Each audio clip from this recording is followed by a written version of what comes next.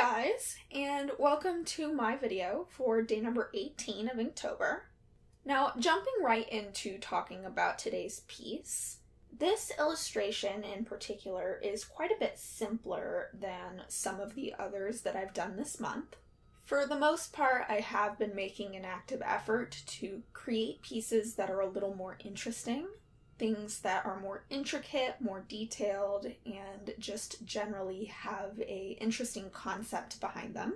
However, this idea developed in a pretty spontaneous, doodly kind of way, and I thought that I might be able to do something with it regardless. And in the end, although it is one of the more simple pieces, I really like the result. Now, this is something that you kind of see a lot in cooking shows, and I know it's a weird comparison, so bear with me for a second. But a lot of times, if you are watching a cooking competition show, and a person chooses to do something simple as opposed to something more intricate, they really have to focus on execution more so than the concept. And that is kind of how I feel about this piece. Because it was so simple, it allowed me to really work on technique and execution. And although there is one bit at the bottom of the illustration where I colored outside of the lines a little bit more than I would have liked, I do ultimately think that I managed to achieve this. Now, I mentioned that the illustration developed in a very natural kind of way, and that is because it actually started out as an ink sketch on a scrap of paper. Essentially, I just had a ballpoint pen and I was doodling with it. I wasn't really trying to create an illustration, I was just playing around with the ink. And this goes into my being far too hard on myself. Because if I had given myself some leeway with things like these surfaces or materials I was using, I probably wouldn't have fallen as far behind as I did, which I talked about in my last video for those of you who haven't seen that. And what I mean by this is that I have actually been drawing with ink every single day in some context. It might have been on a tag, it might have been in an art journal, or on a scrap of paper, as this sketch was. But because I did not record them, I didn't want to count them as my Inktober pieces. And because I didn't necessarily do them in my 5x7 ink wash format, I also didn't want to count them. In my brain, that was not an Inktober piece.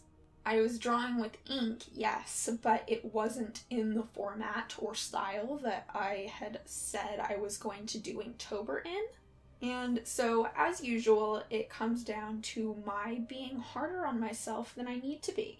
So despite the fact that the sketch for this piece was done in ink, I decided to create a more finished illustration based off of it. I traced over it and created a more refined sort of sketch, and then executed it in the same way that I executed the rest of my Inktober pieces. Now, in regards to this piece itself, I really like the way that the body disappears behind the plants. This is very similar to what I did in day 14 with the mermaid. And I like that that element, though somewhat subtle and maybe not immediately noticeable, is still there as a sort of cohesive element.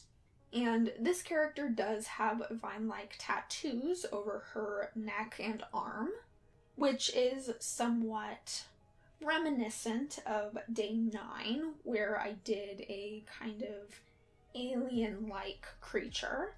And in that case, I did say that they were not tattoos, but it is still a very similar feeling concept. And so, as you can see, though the piece is fairly simple, it's tied together with the rest of my Inktober pieces in several different ways, which I do like.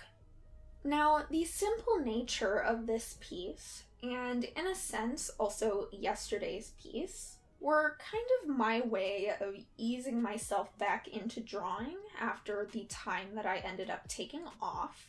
Sometimes when you haven't drawn for a while, it can be hard to get back into the swing of things. It can be difficult to go straight into super complex types of pieces.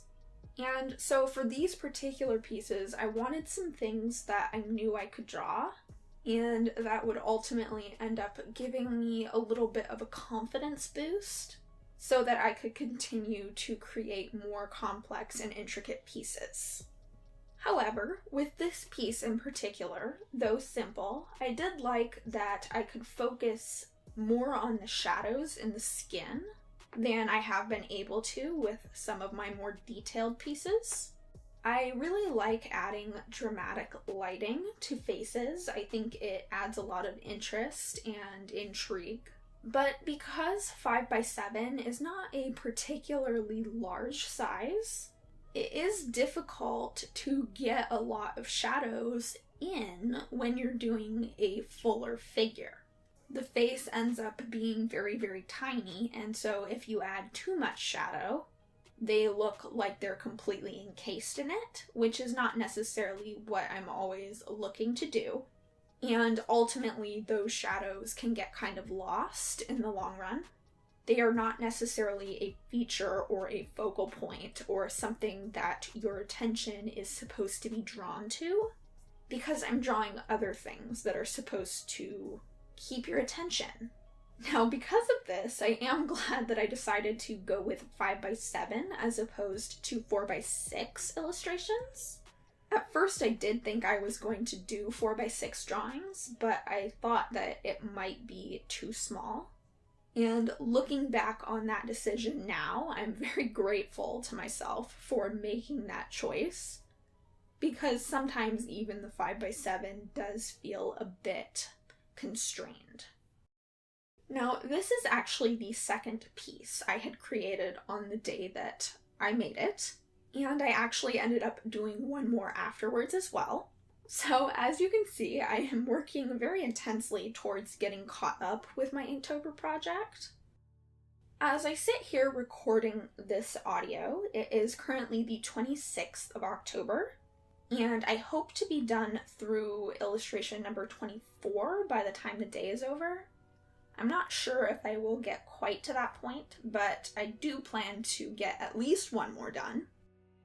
Now, since I've kind of been discussing other things in this particular video, I will talk more about how I'm accomplishing this catch-up in the next video. But to keep it very, very brief, it's all about combining chunks of time with short breaks. And like I said, I will expand more on this in the next video. But for now, I hope you all enjoyed this time-lapse video, and that if you're participating in Inktober, your own challenge is going well. Thank you all so much for watching. You can subscribe to see more videos from me, including more Inktober videos in the future, and I will see you guys next time. Bye.